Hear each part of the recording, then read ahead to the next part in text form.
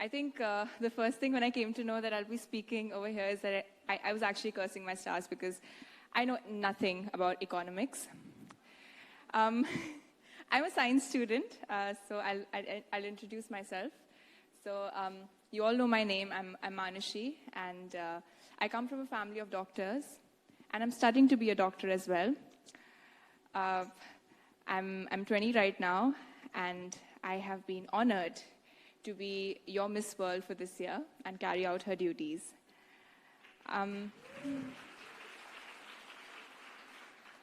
Growing up, I had a very normal childhood, like any Indian girl from a middle-class family would have. I got my education, I had my siblings, and then suddenly overnight my life changed, and now I'm here.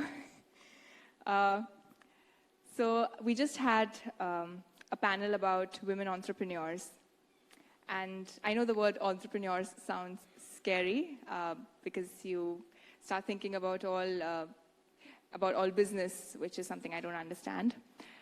But I think being Miss World and being an entrepreneur is quite similar because you have similar goals. You want to bring change.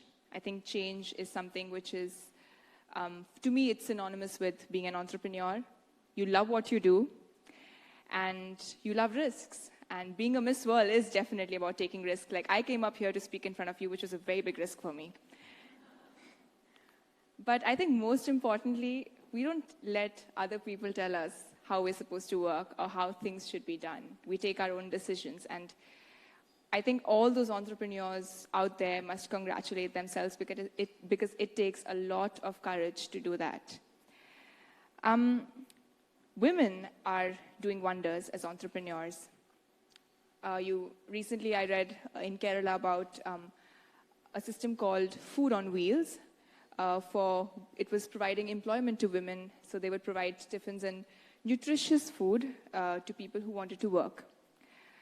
But, out of all these wonderful entrepreneurs, I think one such wonderful woman is my mother.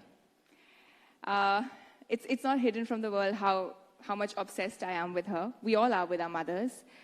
But I believe that all mothers are entrepreneurs. And I did look up, I'll be very honest, I looked up the definition of an entrepreneur on Google. we have the head of Google here, right? So, just on stage.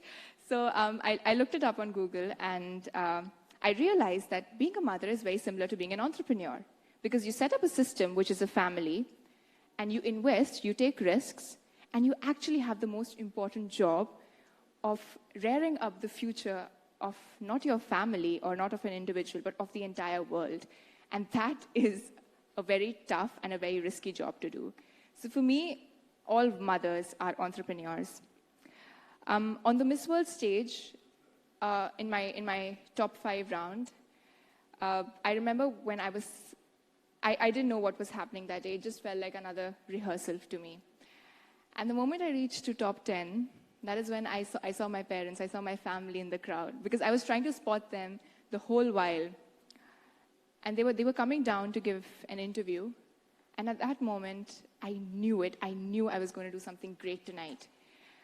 And the moment I reached to top 5, I remember someone telling me that, it's all right what happens tonight. Don't be nervous, because you've come to top 5 and you've made history. You are the top 5 in Miss World 2017, which is a big, big, big thing, because coming from a girl who, being a girl who never really wore heels or who never knew how to even apply an eyeliner, it was a very big deal for me to be out there.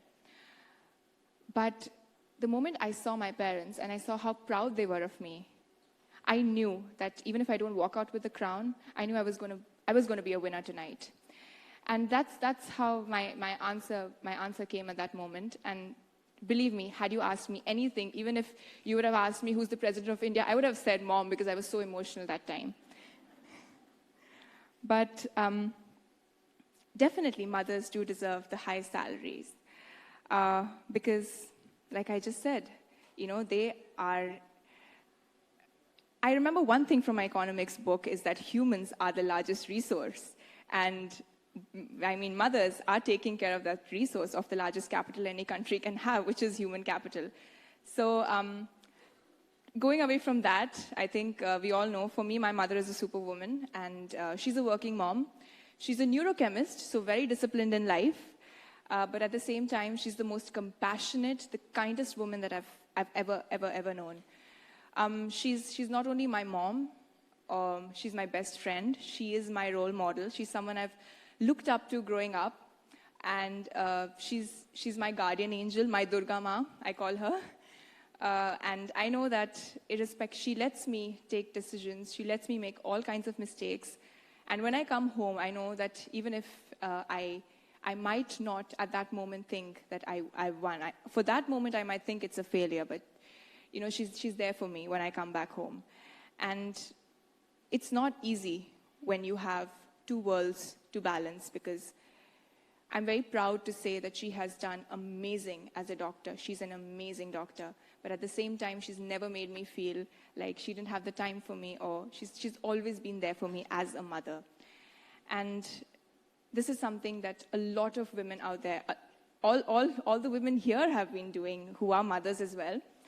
And that is something that has always amazed me as a child. That, I don't know how you can balance two wonderful things so perfectly without even having a hint of worry on your face.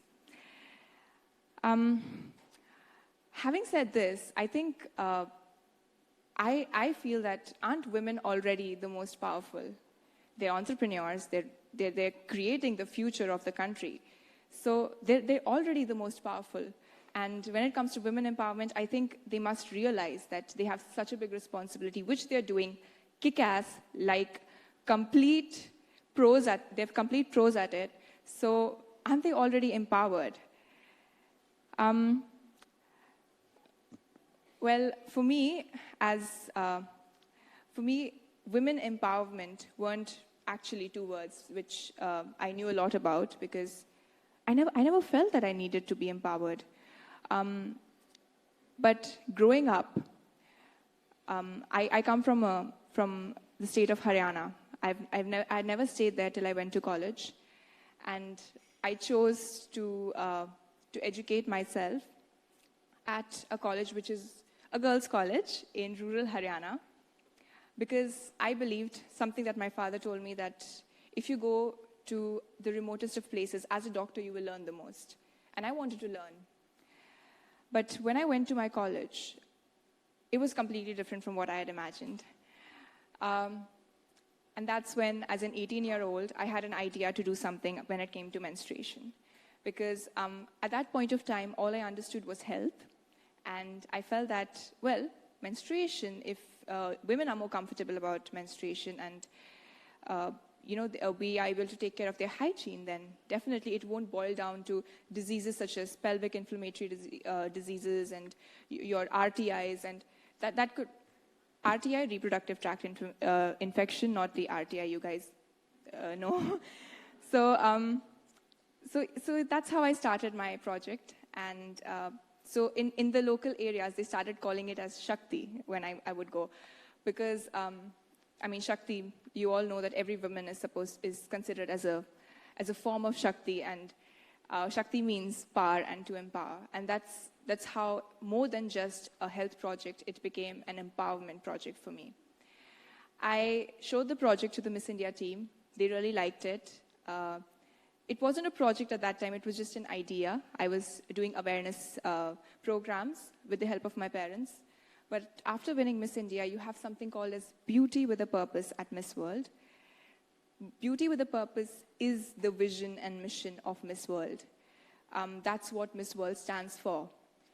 It gives young girls like me, not just me, but all 130 countries that represent at Miss World an opportunity to bring a change in their country or in their communities. And, well, Miss India wanted to work on my project.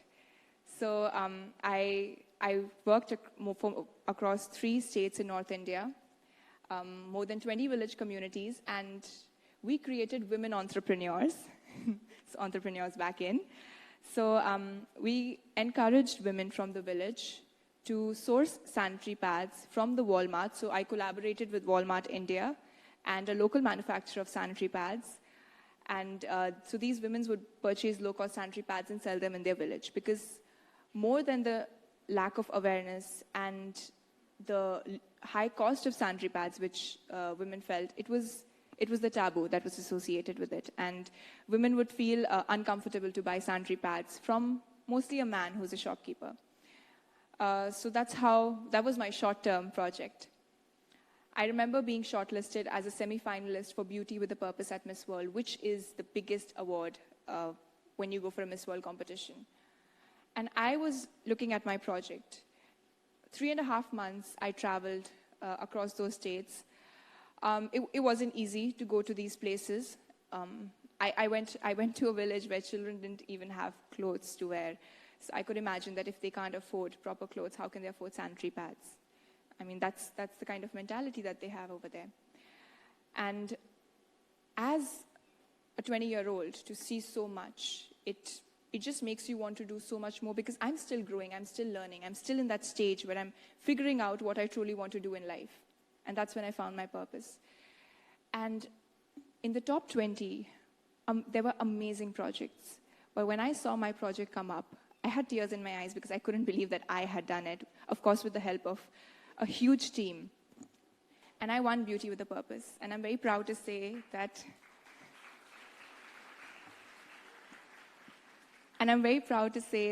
I'm the first Miss World who also won Beauty with a Purpose.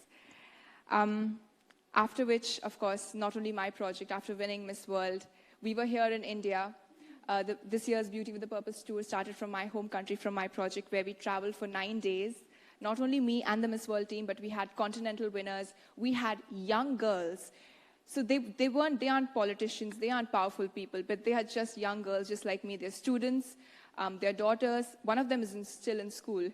And they all came down, and we all were traveling across India, trying to spread awareness, trying to create different systems. We met with people called as Akar Innovations. Most of you must be knowing about them.